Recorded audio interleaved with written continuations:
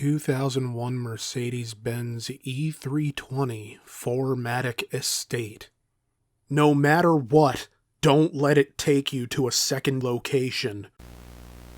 If hell is a cul-de-sac filled with houses that never took down Christmas decorations, then you can bet your sweet bipper that an E320 sits in the driveway of every single one of them, wasting away untouched by anything but time and weather, corrosion filling it with more holes than a father-in-law's anecdote. Oh, you thought the 90s were gonna last forever, didn't ya?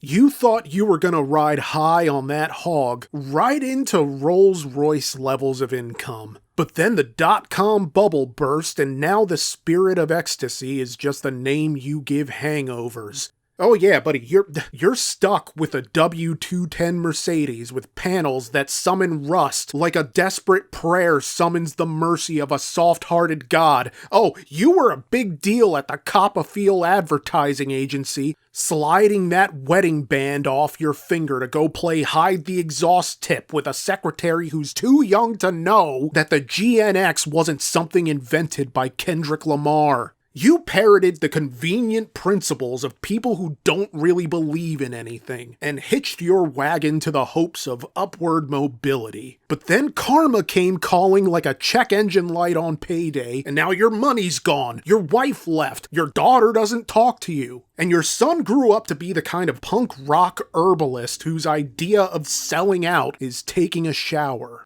The 2001 Mercedes-Benz E320 4MATIC Estate mouthful is a car for an aspiring middle class that withered and died on the vine. A car from the bitter twilight of the station wagon. But unlike its American road-tripping counterparts, this is less a study in the abandonment of the wagon in favor of the SUV, and more of a monument to a decaying suburban dream. Its dilapidated luxury, a reminder of everything that's been lost. This is a haunted house on four wheels. This is Suburban Gothic. Because it's familiar, it's normal, and it's decomposing right before our eyes. Hey, it's Brian.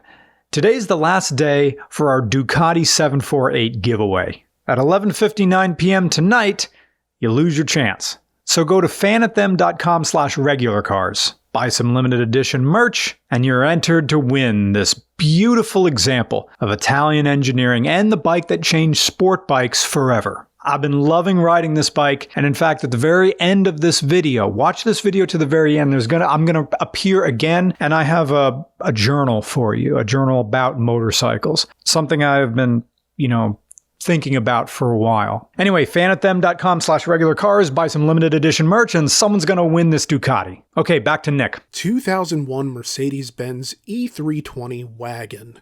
A car from a timeline where Germany won the war, and cutting in line is at historic lows. This feels strange. Uneasy. This car feels like it doesn't want me here. The Mercedes-Benz E320 is like visiting your old high school. It feels like a loose end from somebody else's reality. Something recognizable and mundane that also seems off. A simulation of a reality that doesn't exist anymore. And so, I suppose this is a fitting end to my summer trilogy of disappointing luxury cars, because it's technically a stretch to even call it luxury at this point. This car is decades removed from its prime, from the glossy new panels and the indoor petrichor of a freshly cleaned and detailed interior. And an engine still vibrant with paid intern potential. This car has seen more hardship than the Detroit Lions. It feels like a car, sure, but it also feels like it shouldn't still be here. The Mercedes-Benz E320 Wagon is a highway poltergeist. So let's talk about it. The front suspension squeals like it's selling out its dealer and rattles like an angry snake. And mind you, this is after our volunteer Kurt did the front drive shaft and both front axles. Twice! Then had to work around the front axles to do the motor mounts because the axles are in the way. This also needed new front struts and ball joints, all 12 spark plugs, and a new AC system. And you know, I'm particularly thankful for that last part because this was the hottest filming day in RCR history in the middle of a Philadelphia heat wave, and that AC was colder than an Alaskan movie theater. But even with all the work that's been done, Kurt tells me that this is eventually going to need new rear hydraulic self-leveling shocks, a new power steering pump, steering rack, front upper control arms, and even a new catalytic converter. And this is before even getting into the cosmetics, because there are multiple leaks in the roof that I'm told are due to the way the rails attach to the body of the car. So there are a lot of spots here that can be compromised by moisture, to where rust is as big of a trigger word for E320 owners as it is for Alec Baldwin. But it's not all bad, since Kurt added LED turn signals, but only because the reflective coating inside the rear turn signal housings started to come off, which resulted in the bulbs hardly being visible in the daytime. Basically, this is the kind of mechanically ravaged car that Race to the Bottom was created to find. Yet, I always like to take the volunteers' experience into account, and as Kurt relayed to me, this has been a reliable daily, thanks to the all-wheel drive system and a torque-favoring engine that keeps the car from getting in its own way when you need to get on it. So the engine here is the 3.2-liter single overhead cam 18-valve V6, making around 221 horsepower and 232 pound-feet of torque, matched to a 5G Tronic automatic transmission and offering fuel economy of 17 miles per gallon city, 25 miles per gallon highway, and 20 miles per gallon combined. Looks good on paper, sure, but then you hit the road and basically whatever the speed limit on the highway is, this engine wants you sitting just under it. The 5-speed does not want to leave 5th, it wants to stay in 5th, but it also doesn't really want to go that fast either. Although this will move in spurts. This is not an engine of extremes. It feels unstable at full throttle, yet it also stutters at low RPMs. This is a car whose sweet spot is somewhere between 3,000 and 4,000 RPM. Steady enough to coast without staggering, but not so fast that it bucks against its own weight and its spent bullet casing dimensions. Because the faster I went, the less control this car wanted me to have. And yet, even in its sweet spot, I struggled to enjoy the driving experience.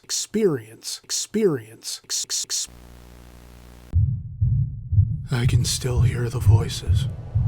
Wet, ragged breaths under ceaseless rain. This car knows me. I'm not the person I thought I was. The car thief stole this once. The police brought it back. The deep cleaning came out of my own pocket. I tried to sell it on Craigslist. The listing deleted itself after 20 minutes. The idle was harsh enough to rattle teeth, and the highway drive occasionally felt like some invisible force was exerting itself on the suspension, bopping this thing up and down like a kid dunking a beach ball in a bathtub. So yeah, I didn't enjoy this.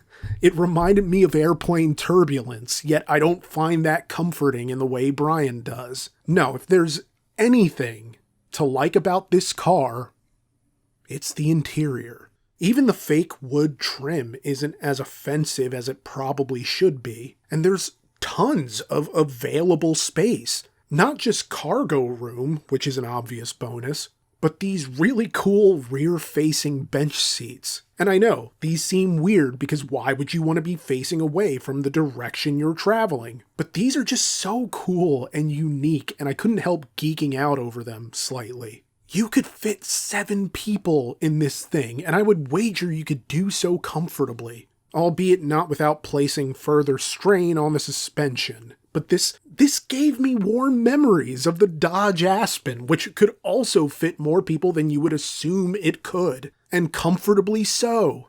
I like the idea of a 7-seater that isn't an SUV. And I know, you're probably thinking, like, oh, Nick, you're an SUV and a station wagon, it's just a lateral move. It's going one to the other, and arguably an SUV looks cooler because it can pass for something more sporty than a wagon ever could.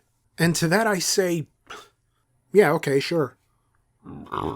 But I see more value in a haunted car than in a car that never had a soul in the first place. But again, this car is in pretty rough shape, and the real credit to the build is that it still runs at all, in spite of those mechanical flaws. It's practical in ways luxury vehicles, or formerly luxurious vehicles, don't always tend to be. Yet the sum of these parts don't meet the standards of what you'd probably expect from Mercedes. Even with the cushy seats, even with the sweet car phone, even with the creature comforts. In a lot of ways, this felt like the beginning of a decline for Mercedes in the early 2000s. Let me explain. In the 80s and 90s, Mercedes-Benz went through money like prunes through a constipated ox, and all in the name of building cars that were not only dynamic and endlessly drivable in a, hey, that maybe this commute isn't so bad sort of way, but also in the name of building cars that actually lasted. Your W123s, your W124s, your R129s. These lovingly over-engineered, dignified, and sometimes opulent cars from a brand whose name became shorthand for perpetual success and the kind of stability that only deep pockets can guarantee. The luxury of a Mercedes was that the build quality was so strong that, yeah, you're going to be paying a luxury price, but you're only going to have to pay it once, because these things just keep going and going. But then came the Chrysler years, and in came the bean counters, and suddenly issues that were once rare became more common. Air suspensions that collapsed like a lemonade stand in a flood zone, panels that rusted like an unseasoned cast iron skillet, and spring perches failing faster than Cheetos lip balm. Yeah, it's a real thing, look it up. Everything felt like it was engineered by the tremulous hands of boardroom coupon clippers, rather than by the noble, steady meat hooks of German engineers. And as Mercedes build quality circled that porcelain lemonade receptacle, the brand identity never wavered. They stayed the course, because Mercedes understood what philosopher Jean Baudrillard was talking about when he posited that the value of an object is less about its monetary value, or even what it can actually do, and more about what it signifies. Mercedes is about appearances, and as long as a Mercedes looks the part, it still allows the user to participate in the simulation of quality. But after a while, the mechanical realities came back into the conversation, and at that point, you can't really pretend that this Mercedes is the old Mercedes. It's something that looks like Mercedes, that is haunted by the company's better ghosts. In the same way that the E320 feels haunted by the memory of suburban idealism, represented by the 90s and the early 2000s pre-9/11. This car feels like an artifact of optimism. I mean, look at this thing. Really look at it. The E320 is a mausoleum with a car phone and heated seats. The upholstery is suffused with anxious dread, like that recurring nightmare everybody has where there's a class you haven't been to all semester. It's a creeping sense of displacement, the feeling that things used to happen here, that things still should, but they don't. This car feels possessed by generational memory. It's a family photo in a frame with spidered glass, and if it ever has a chance of going back to the way it was, then it can't. The listing deleted itself after 20 minutes. I relisted, and my copy was replaced by the lyrics to Thunderkiss 65. I placed a for sale sign on the windshield, and a man inquired about a test drive. He came back pale as a heartbreak half remembered. He shoved the keys in my hand and said, "She made me look." I don't know what she showed him, but a day later he was on the front page of Reddit. I didn't know body cams could shoot in 4K. The Mercedes-Benz E320 is Suburban Gothic in the way that it disrupts the image of stability. This is a car that looks like it has it together, but its structural failings betray the badge. Under luxury veneers is the erosion of the middle-class identity. The rust and the scratches and the cracks reveal a luxury car for a world that's become less familiar, more strange and unwelcoming, with weird-looking cars, longer commutes, dead malls, homes in foreclosure, hostile pricing. This is a car steeped, like a tea bag, in the anxiety of trying to hold on to the known world, with its bright sounds and warm silences, because this car is comforting in a weird sort of way, and reassuring in its openness. Even if you don't like it, this is a car anybody could understand and appreciate, because there's nothing deeper to figure out on the surface. But then you drive it, and something feels off. It's not quite as dramatic as learning what's on your community leader's hard drive, but it's a lot closer to the Suburban Gothic sense of unease. That your neighbor is selling you lies with every smile. That something being familiar doesn't mean you can trust it. This feels like a Mercedes, but something is wrong. It's uncanny. And you're haunted by the notion that the E320 could be better. That the E320 should be better. But it's not. My neighbor made an offer, and I accepted, just to be rid of this car. But it still found its way back. My neighbor made an offer to buy the car, and I accepted. He was the best chef I ever knew. Never once burnt his toast. Didn't even know what it smelled like. Maybe if he did, he'd still be with us. He'd still be with us. Still.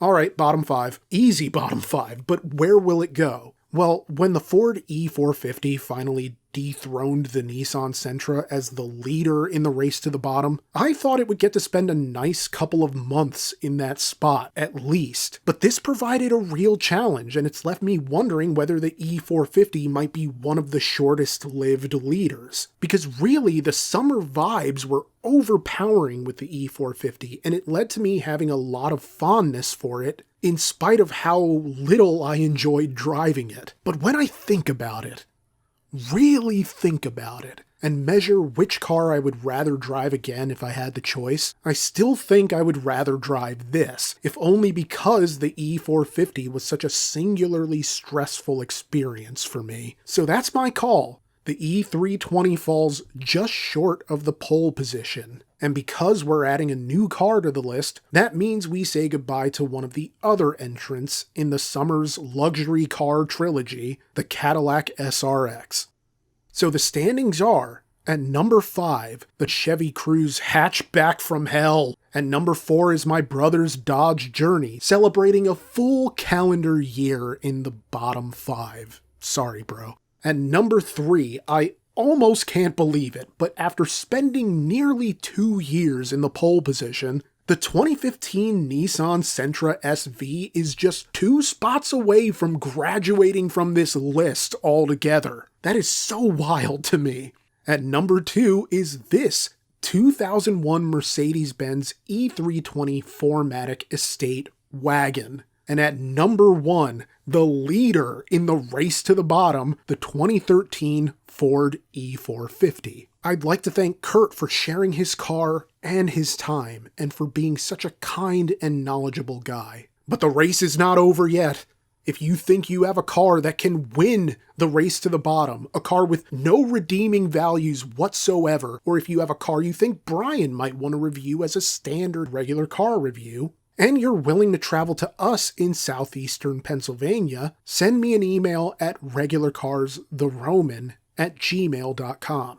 Now, the most important part, if this show, or if RCR brings any sort of value to your week, please consider leaving us a like, a comment, sharing the video, or even subscribing. But if you want RCR to continue to provide the most unique automotive content anywhere on YouTube, please consider supporting us on Patreon. For just $1, you'll have early access to videos as well as exclusive content. Lastly, for keychains, license plate frames, and bumper stickers, check out our Zazzle store linked in the description. And for shirts and other exclusives, visit our Fourth Wall, also linked below. For all Fourth Wall orders, I will send you a personalized thank you video. You can even tell me what to say, and I'll say it as long as it's not cancelable.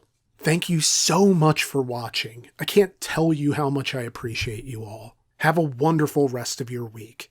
Cheers.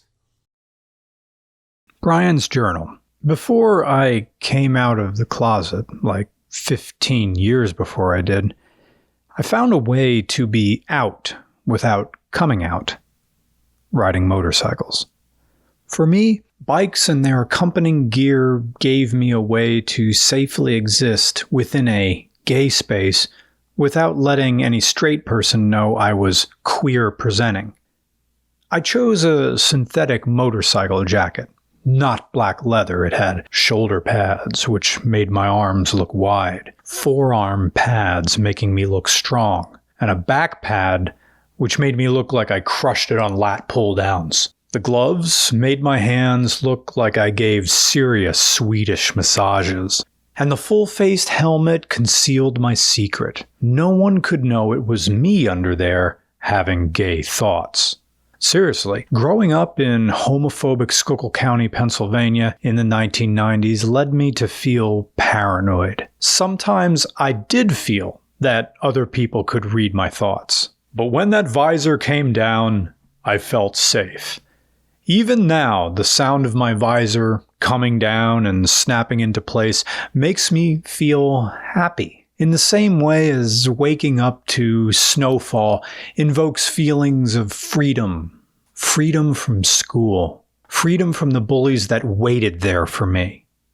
And the bike itself? Well, I've owned standards, cruisers, dual sports, but I always loved sport bikes. Naked or fairing, I love them both. An average sport bike is about as fast or faster than most muscle or sports cars you can buy.